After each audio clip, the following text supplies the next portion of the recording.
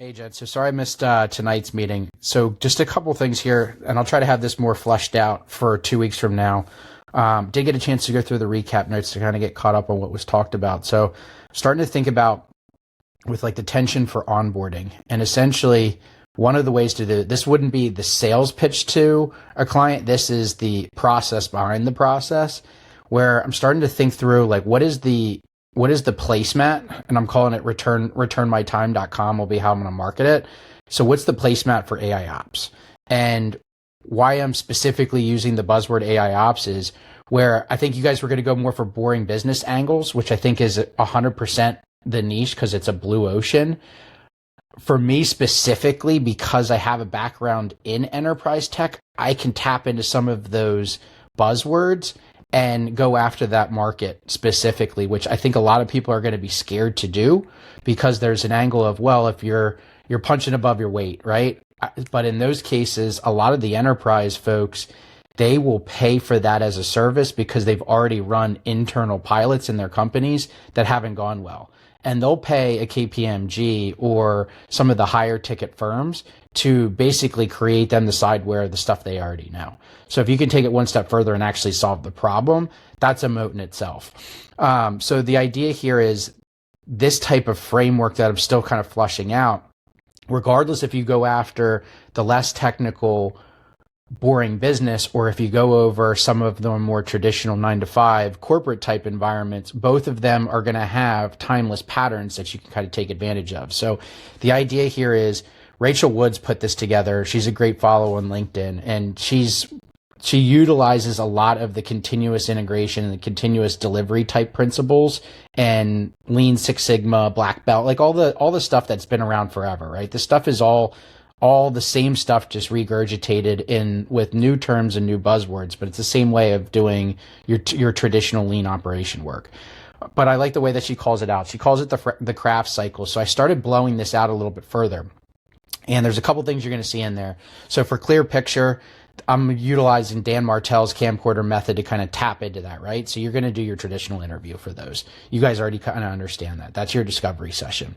Now, where I think the secret sauce is going to be is there's going to be 3 types of hires that you're going to want to look at, and it may be one person or it may be 3. It kind of just depends on the scale you're going with, because the mindset and the roles is going to be different depending on what you're doing. So the AI visionary role, that's literally the type of role where the person that builds the system for the system, right? So this type of placemat is AI visionary type work.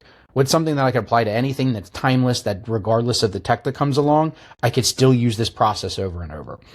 The operator role is essentially your traditional Six Sigma lean person, extremely process map oriented. They're probably in ClickUps. They're probably really good with being able to use Monday.com and running a team and being in charge of those type of traditional consultant type items.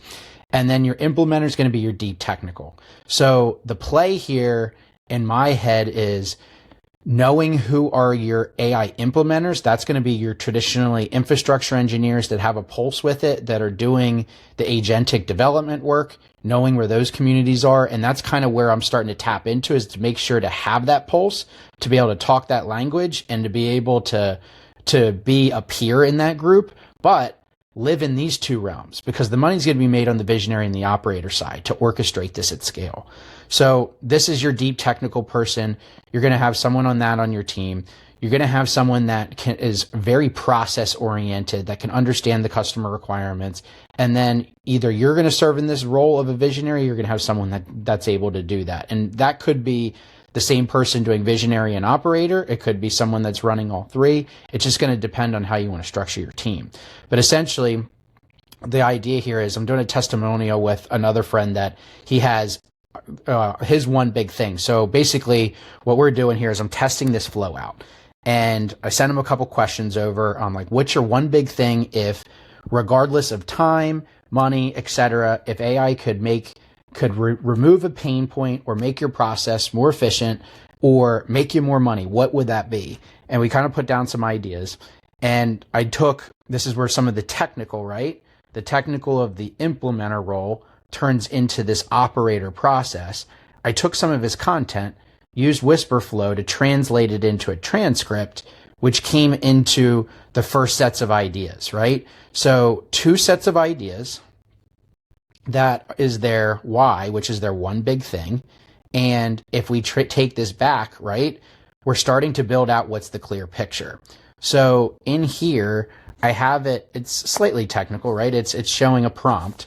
So I wouldn't show this to a client, but this would be an automated onboarding that they ask we to type form or something like that. They have a series of user-friendly questions based off of what type of end goal would they like to have. And based off that becomes their user data or their clear picture if we go back to the craft framework up in the top. So based off of that, the idea here then is you're going to go ahead and create a realistic design. And this is kind of the spot where I'm spending a lot of the cycles right now is there's all the different large language models that will have slightly different results depending on how you prompt it. So being able to put that into a system of itself that a customer has on your landing page as a lead magnet, they can put their request in, and now you have an immediate funnel back into how you can help them specifically. So that's the system of the system that I'm looking to build with returnmytime.com. And basically what you do is based off of that system prompt that we're starting to build together on it, we have them based off of the craft framework and then SMART, which SMART is just another framework to be able to have to be able to structure your goals and things that are specific, measurable, assignable, realistic, and time-bound. So it gives us something that you can actually work from.